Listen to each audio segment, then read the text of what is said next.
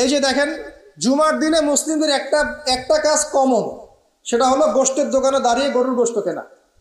সকাল সকাল দেখবেন জুমার দিনে হাজির কসাইয়ের দোকানে, আজকে জুমার দিন গরু খাইতেই হবে, নাকি ভাই? কথাটা কি ঠিক না ঠিক? দেখবেন শহরের যতগুলো কসাইখানা আছে সকাল সকাল হাজির, জুমার দিন গোশত খাইতে হবে। অথচ জুমার দিনটা এত ইম্পর্টেন্ট, এই দিনে দোয়া কবুল হয়। যে কোনো দোয়া আল্লাহর কাছে চাবেন কবুল হবে। এই দিনে সূরা কাহাফ পড়তে হয়, এই দিনে তাড়াতাড়ি মসজিদে আসতে হয়, গোসল করে সুগন্ধি মেখে সুন্দর কাপড় পরে ইমামের কাছাকাছি এসে বসতে হয়। তাহলে প্রত্যেক কদমে 1 বছরের রোজা, 1 বছরের তাহাজ্জুদের নেকি হয়। তো জুমার দিন খুবই ইম্পর্টেন্ট। দেখবেন জুমার দিনে কি করে, গরুর গোশত খাবে, খাওয়াই লাগবে, মুরগি খাওয়া তো যাবেই না, সবজি খাওয়া যাবেই না, ঠিক আছে?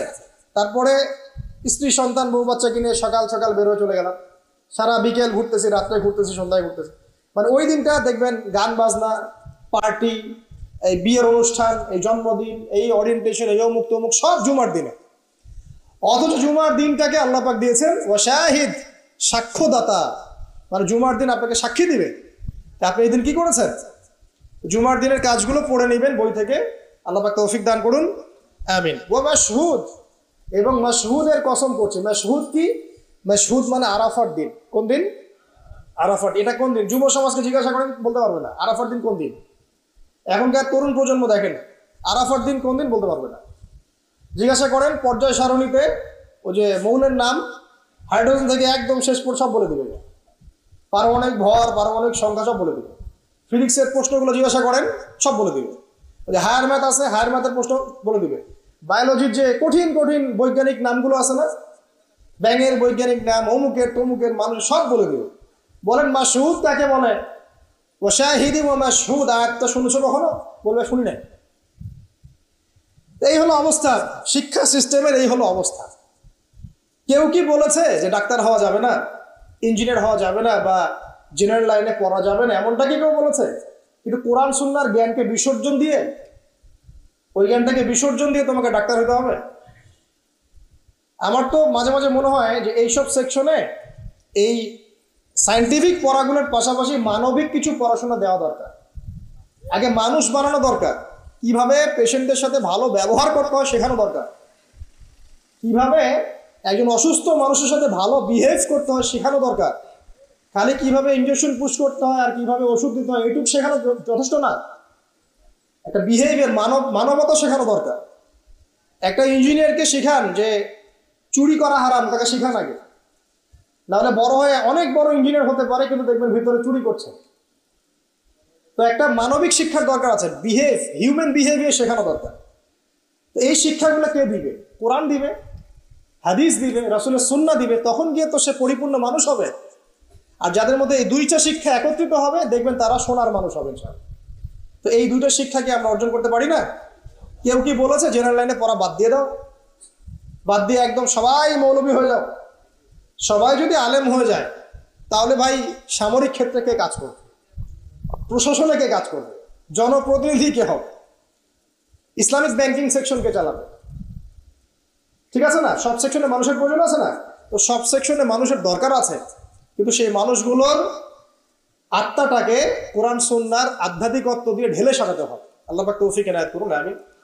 যদি অমুসলিম হয়, অমুসলিম হওয়ার পরেও যদি সে তার ধর্ম মেনে চলে দেখবেন সেও কিন্তু ভালো মানুষ হবে। আসলে যারা এই বিশ্বে ফাসাদ সৃষ্টি করে বেড়াচ্ছে এদের সাথে ধর্মের কোনো সম্পর্ক নাই। যারা এই বিশ্বে ফাসাদ সৃষ্টি করছে এদের সাথে আসলে ধর্মের কোনো সম্পর্ক নাই। সে যদি সত্যিকার অর্থেই তার ধর্ম পালন করতো তাহলে কিন্তু সে তার ধর্মের প্রতি অনুগত থাকতো। কোন ধর্ম কি বলেছে বিনা বিচারে বা নিষ্পাপ মানুষকে হত্যা করো? কোন ধর্ম?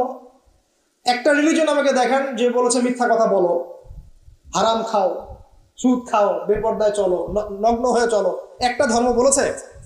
তাহলে প্রত্যেকটা ধর্মের মূল কথাগুলো কিন্তু মোটামুটি একরকম। তো সবাই যদি সবার ধর্ম মেনে চলে কোনো সমস্যা? এরপরে যে পড়াশোনা করে দেখবে যে হ্যাঁ ইসলামই চূড়ান্ত রিলিজন, এর মধ্যে সমস্ত বিষয়ের সমাধান আছে, এটা ফাইনাল টেস্টিমেন্ট, তখন সে মুহাম্মদ সাল্লাল্লাহু আলাইহি ওয়াসাল্লামের আনুগত্য করবে, সাক্ষ্য দিবে আশহাদু আল্লা ইলাহা ইল্লাল্লাহ ওয়া আন্না মুহাম্মাদান আবদুহু ওয়া রাসূলুহু, মুসলিম হয়ে যাবে ইনশাআল্লাহ। মুসলিম হলেই, কালিমা পড়লেই একদিন না একদিন সে জান্নাতে যাবে ইনশাআল্লাহ, যদি তার আকীদার মধ্যে শিরক না থাকে, কুফর না থাকে। আমলে বেদাত না থাকে, হারাম রিজিক না থাকে। আল্লাহ পাক আমাদেরকে পরিপূর্ণ মুসলিম হওয়ার তৌফিক এনায়েত করুন, আমিন। এই যে মাশহুদ বলছিলাম, আরাফার দিন, আরাফার দিন নিয়ে আমার স্বতন্ত্র একটা লেকচার আছে, ওইটা দেখে নিন। আরাফার দিনের ফজিলত, এর যে তাৎপর্য, এবং এই দিনে নবী সাল্লাল্লাহু আলাইহি ওয়াসাল্লামের একটা বিদায় হজের ভাষণ আছে, এটা নিয়ে আমি স্বতন্ত্র একটা খুতবা দিয়েছি, শুনে নেবেন ইনশাআল্লাহ। আর বাসায় গিয়ে অবশ্যই আর রাহিকুল মাকতুম বইটা পড়বেন, এখানে সমস্ত বিষয়গুলো লেখা আছে। এই তিনটা কসম, পুরো মহাবিশ্বের কসম, তারপরে হচ্ছে কিসের, কিয়ামত দিবসের কসম, আর এই যে জুমা এবং আরাফার দিবসের কসম, কসমগুলো কি বড় বড় না ছোট ছোট? বিশাল বিশাল কসম, মানে বিশাল বিশাল কসম নিয়ে আল্লাহ রাব্বুল আলামিন এখন একটা বড় ঘটনা বলতে যাচ্ছেন।